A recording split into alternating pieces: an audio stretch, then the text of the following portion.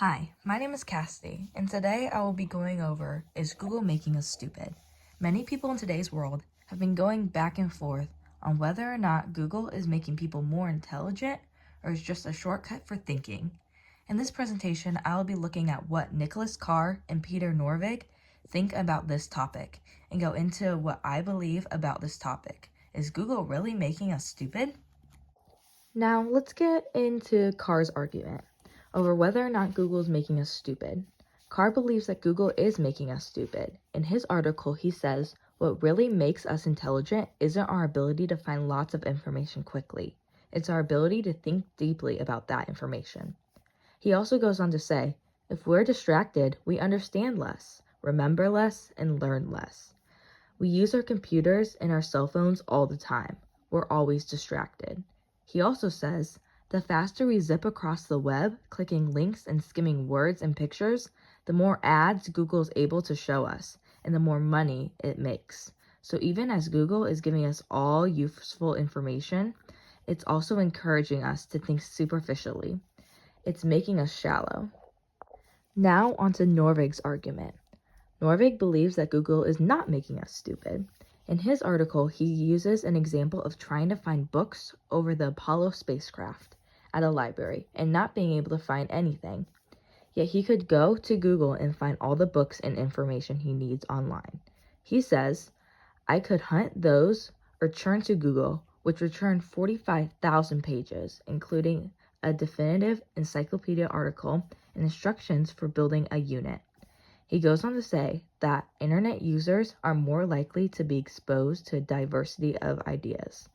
Norvig admits that the internet can create a distraction, but goes on to say that 81% of experts polled by Pew Internet Research Project say that opportunities outweigh the distractions. Now, let's get into my reasons.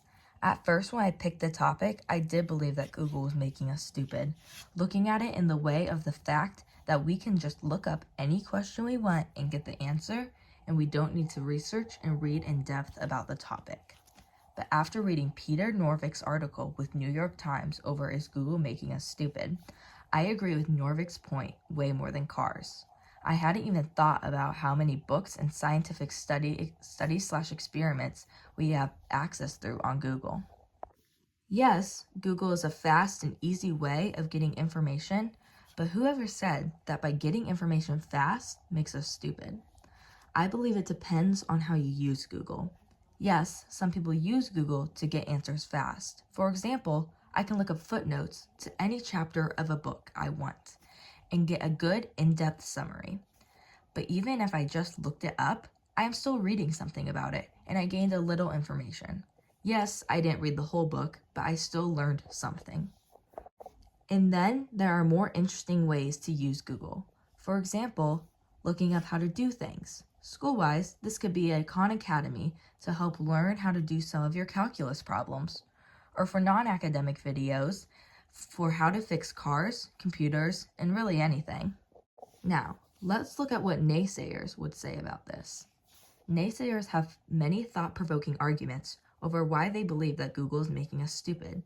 Though all the arguments were valid and interesting, I found one that made it difficult for me to argue against. The argument being, Google has affected our ability to read books and other pieces of long information. Here's my response to that argument. Because we are so used to just looking up any answer to any question we have, I believe that Google is not affecting our attention span.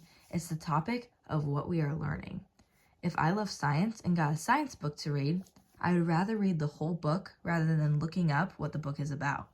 But if I got a book that I didn't want to read, I could see how it could be tempting to look up what it is about. Google isn't causing our attention span to decrease, it is us. And it has been us for a while. It's procrastination. We don't want to put in the hard, long work. So many people just look things up. But yes, though Google might be helping with it, it did not cause it. Now, my citations. I used Carr's article, Is Google Making Us Stupid, from The Atlantic, and also Peter Norvik's Director of Research. Thank you for taking time to hear about my presentation, Is Google Making Us Stupid?